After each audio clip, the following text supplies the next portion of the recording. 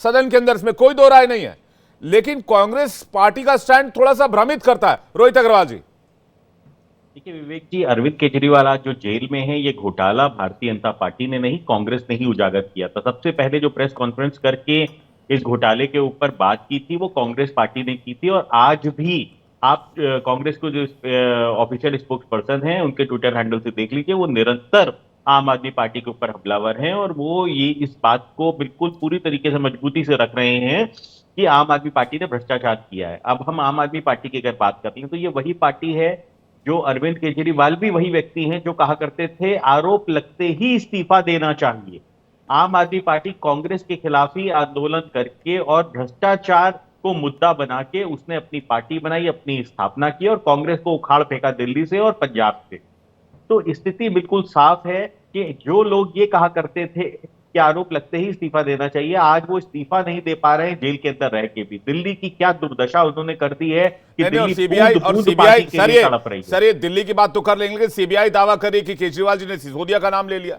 हालांकि अरविंद केजरीवाल कह रहे हैं कोर्ट में खड़े होकर बात गलत है, झूठ फैलाया जा रहा है मेरे बारे में। नहीं, देखिए अरविंद केजरीवाल ने जब पहली बार वो कोर्ट में गए थे, सुप्रीम कोर्ट में गए थे, तब उन्होंने आतिशी और सौरभ भारद्वाज का भी नाम लिया था। और ये पूरी तरीके से ये लोग लिप्त हैं घोटालों में, पूरी तरीके से ये लोग हिस्सेदार हैं घोटालों में। और इन्होंने सिर्फ लूट खसोट की राजनीति की है। जब आम आदमी पार्टी शुरू में बनी थी, आपको याद होगा, इन्होंने उद्योगपतियों के ऊपर आरोप लगाना शुरू कर दिया था कि वो हमको चंदा नहीं दे रहे, जबकि वो अन्य पार्टियों को चंदा दे रहे हैं और हमको चंदा नहीं दे रहे हैं। और उन्होंने प्रतिष्ठित उद्योगपतियों के ऊपर आरोप लगाना शुरू कर दिया था। तो आम आदमी पार्टी का चरित्र ही पूरी तरीके से मुझे लगता है कि कहीं ना कहीं ये है कि वो घोटालों में लिप्त रहना चाहते हैं। वो सिर्फ अपनी सुविधा की राजनीति के लिए आए हैं। जो कहा करते थे वीआईपी कल्चर नहीं होना चाहिए, वो आज Z+ सिक्योरिटी लेके चलते हैं, Y+ सिक्योरिटी लेके चलते हैं, सिक्योरिटी के लिए झगड़ा करते हैं। और यहां तक कि इनके नेता तो कोर्ट चले जाते हैं कि भैया मेरा बंगला अगर हम इंटाइटल्ड नहीं भी हैं तब भी छोटा मत करो। राघव चड्ढा जो कोर्ट चले गए थे कि भैया मेरा बंगला मत खाली कराओ, और आज भी उन्होंने बंगला खाली नहीं किया है, जबकि वो इंटाइटल्ड नहीं है उस बंगले के लिए। तो ये आम आदमी पार्टी का चरित्र है। और आम आदमी पार्टी ने चुनाव के तुरंत बाद ये कह दिया है कि हम इंडिया गठबंधन का हिस्सा नहीं है, इसीलिए आज कांग्रेस भी हमलावर है इसके ऊपर। ठीक है, प्रेम कुमार जी के पास जा रहा हूं। एक सेकंड में आ रहा हूं रोहित भाई आपके पास। क्या प्रेम कुमार जी, आम आदमी पार्टी कुछ छिपाने की कोशिश कर रही है या वाकई केंद्रीय एजेंसियों का गलत इस्तेमाल हो रहा है? और अगर गलत इस्तेमाल हो रहा है तो इसका विरोध, इसका प्रतिकार कब शुरू होगा? देखिए विवेक जी, हम कोई डिसीजन देने वाले नहीं हैं कि कोई एजेंसी खराब है या अच्छा है। लेकिन हम दूसरे की टिप्पणियों के हिसाब से देखें तो अदालत कह चुकी है कि ईडी जो है पक्षपातपूर्ण तरीके से काम कर रही है। यह अदालत का वर्जन है। और आज भी सीबीआई जो बात तथ्य में रख रही थी अदालत में, तो आज भी जज ने कहा कि मीडिया जो है एक तरफा और गलत खबर चलाता है, वो एक हिस्सा खबर चलाता है, पूरी बात नहीं चलाता है। जैसे सीबीआई क्या कह रही है अरविंद केजरीवाल के बारे में, ये मीडिया चला रहा है।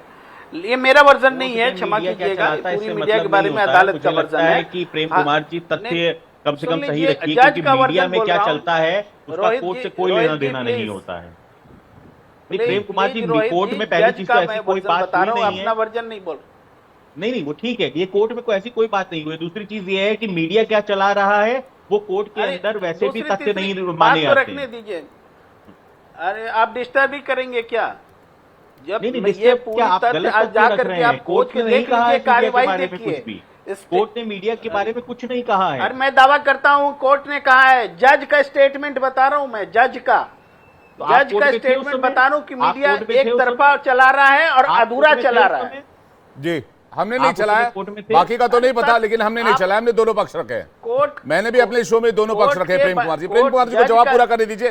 प्रेम कुमार जी को जवाब पूरा करने दीजिए। प्रेम कुमार जी, जज के स्टेटमेंट सारे वेबसाइट्स पर खबर के तौर पर कोट अनकोट के रूप में पड़े हुए हैं। आज की कार्रवाई है, कोई अपने मन से मैं नहीं बोल रहा हूँ। प्रेम कुमार जी, जिस मीडिया को आप पढ़ते हैं ना, वो मीडिया के पास सिवाय मसाले और कुछ बचा नहीं है।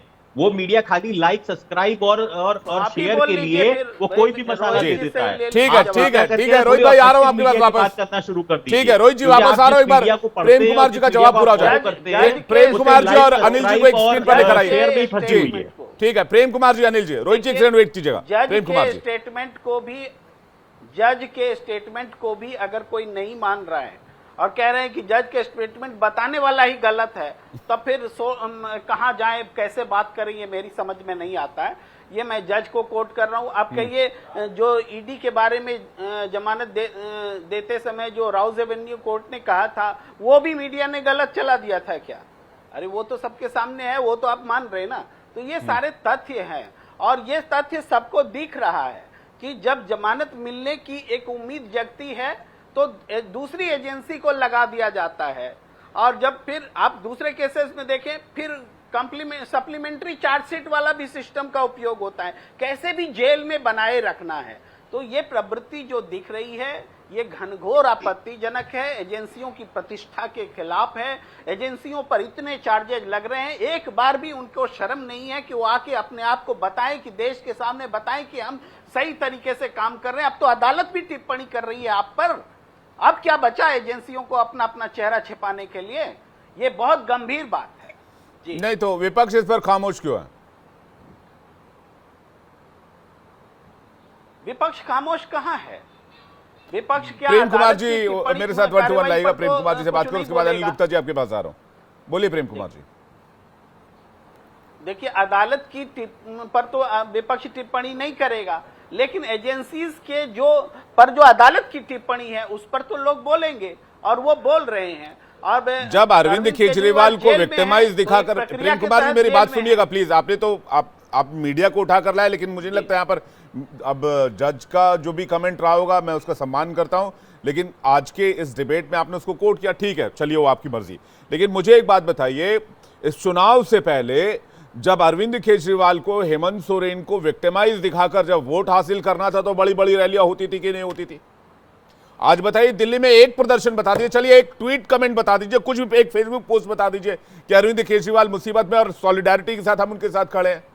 क्या ये आज ये दायित्व तो नहीं बनता था इंडिया अलायंस में जितने भी घटक दल हैं उनका ये दायित्व तो बनता था कि अगर वो मानते हैं कि अरविंद केजरीवाल के ऊपर फॉल्स एलिगेशन है और उनके खिलाफ चार्जेस जो है वो जानबूझकर लगाए गए, जैसे आप भी ईडी सीबीआई को क्वेश्चन कर रहे हैं, तो आज ये लड़ाई लड़ी जानी चाहिए कि नहीं लड़ी जानी चाहिए विपक्ष की तरफ से? आज रैली होनी चाहिए कि नहीं होनी चाहिए? आज दिल्ली में प्रदर्शन होना चाहिए कि नहीं होना चाहिए?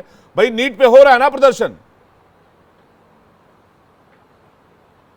देखिए विवेक जी, पूरा चुनाव के दौरान आपने देखा हर दिन हर पार्टी की 10 रैली हो रही थी। नहीं आज सर, हो रही है क्या? दिल्ली वाली रैली भूल गए आप, वो 10 रैली नहीं थी, वो गिरफ्तारी के विरोध में रैली थी, और उस रैली में कश्मीर से लेकर कन्याकुमारी तक के नेता आए थे। वो चुनावी रैली नहीं थी। आज तक उसको ना कांग्रेस पार्टी ने चुनावी रैली कहा, ना आम आदमी पार्टी ने चुनावी रैली कहा। इंडिया ने जो चुनाव से पहले 1 से 2 रैली की, उनमें से वो एक रैली थी दिल्ली की। जब इंडिया की रैली है तो चुनावी रैली कैसे नहीं है? सर ये तो तब नहीं मान रहे थे आप लोग की चुनावी रैली है। अभी क्या आप ये कह रहे थे ये गलत नीतियों के विरोध में की जाने वाली रैली है, तब तो किसी पार्टी ने नहीं कहा था कि चुनावी रैली है। तो चुनाव के समय जो रैली होती है वोट मांगने के लिए होती है, वो चुनावी रैली है। अब उसमें मुद्दे बहुत सारे होते हैं। तत्काल अरविंद केजरीवाल का मुद्दा था, वो उठा था।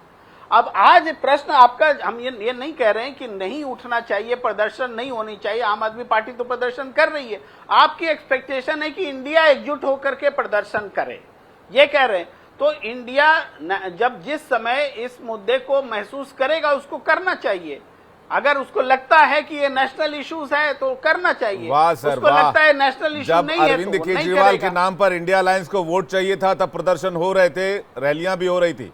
आज अरविंद केजरीवाल वोट का विषय नहीं है तो कोई प्रदर्शन नहीं होगा। खत्म हो गया क्या?